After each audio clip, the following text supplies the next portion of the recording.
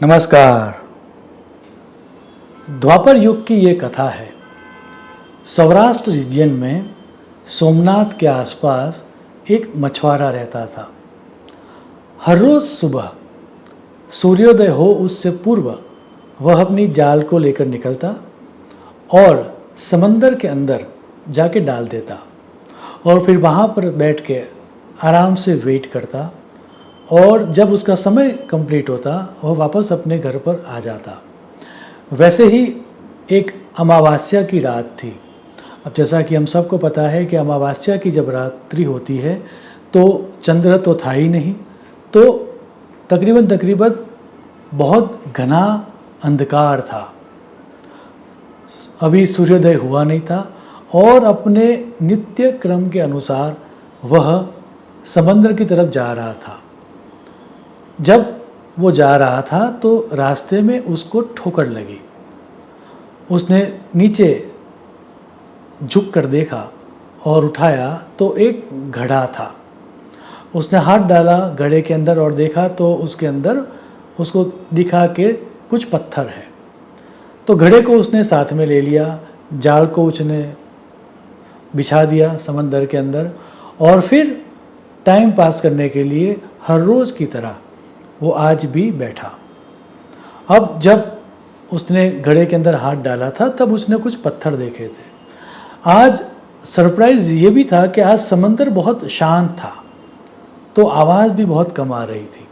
तो उसने एक पत्थर को उठाया और समंदर में ज़ोर से फेंका। उसकी जो आवाज़ आई छप, उसको देखकर उसको एक तरह की गेम खेलने का मन हुआ। तो उसने एक और पत्थर लिया, उसको और आगे फेंका। छप की आवाज़ वो सुन रहा है, आनंदित हो रहा है। ऐसे ही करते करते ज़्यादा समय व्यतीत हो गया। अब उसके हाथ में उस घड़े का एक आखिरी पत्थर था और उस आखिरी पत्थर को जब वो फेंकने ही जा रहा था तभी सूर्योदय हुआ और सूर्य की पहली किरण उस पत्थर के ऊपर गिरी और वो किरण गिरते ही उसकी मछुआरे की छाती बैठ गई।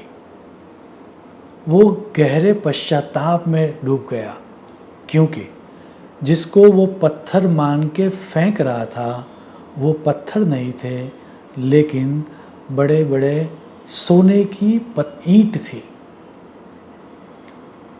हीरे जवाहरात और सोने से भरा हुआ वह घड़ा था और उसको उसने ऐसे ही फेंक दिया।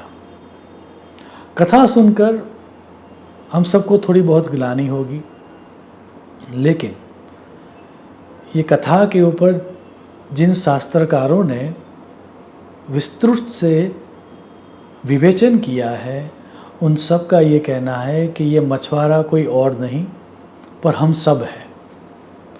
हम सब के पास भी एक घड़ा था और वो जो घड़ा था वह घड़ा है समय रूपी धन। ईश्वर ने जब हमको नया जन्म देकर भेजा यहाँ पर तब हम सबको पास समय रूपी घड़े में अनमोल हीरे जवाहरात और सोना और चांदी थे, अमूल्य धन था। लेकिन छोटी छोटी बातों में, दैट मीन्स किसी ने आज मेरे से अपशब्द कह दिए, किसी ने आज मुझे ये खाना था और फला खाना बना दिया, आज मुझे ये मूवी देखनी थी और किसी ने ये मूवी डाल दी, आज मुझे कहीं और घूमने जाना था और मैं नहीं जा सका। इन सब छोटी छोटी बातों को लेकर हम हमारा जो एक्चुअल धन है उसको गंवा देते हैं। वो स्टोरी जो है वह किसी मछुआरे की स्टोरी नहीं है लेकिन हम सब की स्टोरी है। और इसी बात को दोहराते हुए कबीर जी ने एक बड़ा प्यारा दोहा लिखा है।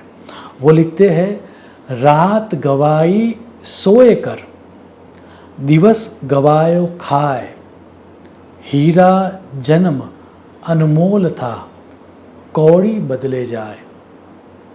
कबीर जी ये कहते हैं कि हमारे सब के पास मनुष्य जन्म था और वो जो मनुष्य जन्म है उसकी जो कीमत थी वह कीमत हीरे जितनी थी, अनमोल थी।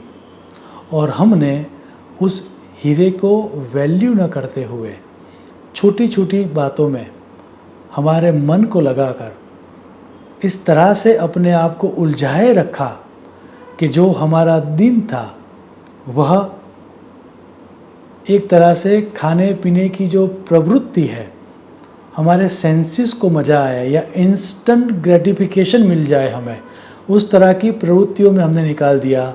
और जो रात थी वह गहरे तमस में, दैट मीन्स सोने में निकाल दी। जो जीवन का सही पर्पस था वो हमने एक्सपीरियंस ही नहीं किया। याद रहे, जब भी किसी बात के ऊपर आपका मन ग्लानि आपको करवाए, आपको चिंता करवाए, आपको उस चिंता को लेकर अपने आप से यह प्रश्न पूछना चाहिए कि इसकी सही वैल्यू क्या है। क्या ये तो नहीं है ना कि जिसके बारे में मैं इतना ज़्यादा चिंतित हो रहा हूँ उसकी वैल्यू सिर्फ 5 रुपये की या $5 की है और उसके पीछे मैं 5 घंटे ख़राब कर रहा हूँ। हमें इस तरह से जो इवेंट हमारी लाइफ में हो रही है उस इवेंट्स की सही वैल्यू को परखना चाहिए। जब भी हम उस इवेंट की सही वैल्यू को समझ लेंगे, हम ये समझ पाएंगे कि जो हमारा ह्यूमन बर्थ है, हमारा जो जन्म है वो अति मूल्यवान है और उस मूल्यवान समय को हमें छोटी छोटी चीज़ों के पीछे गंवाना नहीं चाहिए। तो नेक्स्ट टाइम जब भी आपका मन आपको वरी में ले जाए, आपको चिंता में ले जाए, एक क्षण के लिए रुके और पूछे इसकी सही कीमत क्या है। शुभम भवतु। प्रणाम।